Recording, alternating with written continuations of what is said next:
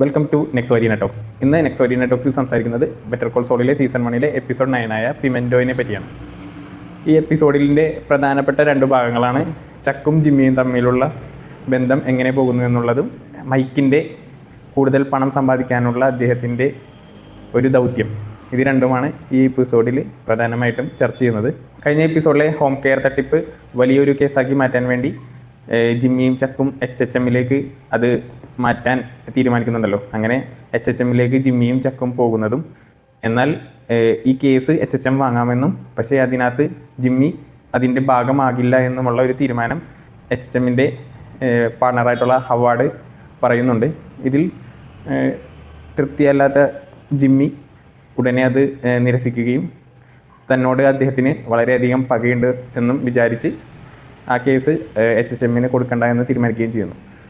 ഇതിൽ കിമ്മിന് അതൃപ്തി ഉണ്ടാവുകയും കിമ്മ് ഹവാർഡിൻ്റെ അടുത്ത് സംസാരിക്കുകയും ചെയ്യുന്നു, എന്തിനാണ് എപ്പോഴും ജിമ്മിക്ക് ഈ ഒരു നീതി കൊടുക്കുന്നതെന്ന് പറഞ്ഞുകൊണ്ട്.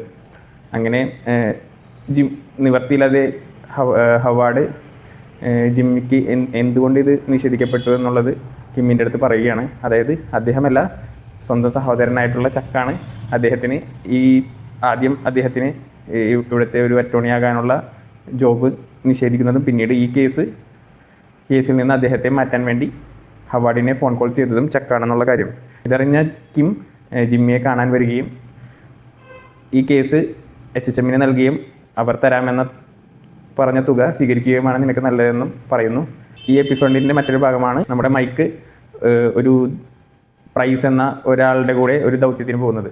അദ്ദേഹം എത്രത്തോളം കൗശലക്കാരനാണെന്നും, അതായത് നിരായുധനായ അദ്ദേഹം ഒരു ഗ്യാങ്സ്റ്റർ ഡീലിൽ അദ്ദേഹത്തെ എങ്ങനെ ഹെൽപ്പ് ചെയ്യുന്നു എന്നുള്ളതും അദ്ദേഹത്തിൻ്റെ ഇതിലെ ഒരു വൈദഗ്ധ്യം നമ്മളെ തെളിയിക്കുന്നതുമായിട്ടുള്ള ഒരു ഭാഗം തന്നെയായിരുന്നു അത്. കൂടാതെ അദ്ദേഹത്തിന് തൻ്റെ കൊച്ചുമകളെയും മകളെയും സംരക്ഷിക്കാൻ കൂടുതൽ പണം ആവശ്യമുണ്ട് എന്നുള്ളതും നമുക്കിതിൽ നിന്നും മനസ്സിലാക്കാം.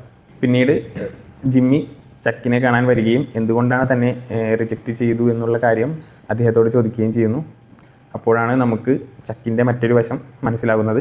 അതായത് ജിമ്മി എപ്പോഴും കുഴപ്പക്കാരനായ ആ ജിമ്മിയാണ്. അദ്ദേഹം ഒരു അറ്റോർണി ആയാൽ കുരങ്ങൻ്റെ കയ്യിൽ മെഷീൻ ഗണ്ണ് കിട്ടിയാൽ എങ്ങനെയുണ്ടാകും, അത്രത്തോളം അപകടകരമാണെന്നാണ് ചക്കിൻ്റെ വാദം. പക്ഷേ അദ്ദേഹം എത്രത്തോളം ആത്മാർത്ഥതയുള്ള ആളാണെന്നും ചക്കിന് വേണ്ടി എന്തോരം കഷ്ടപ്പെട്ടിട്ടുള്ളതും എല്ലാം നമുക്കറിയാം.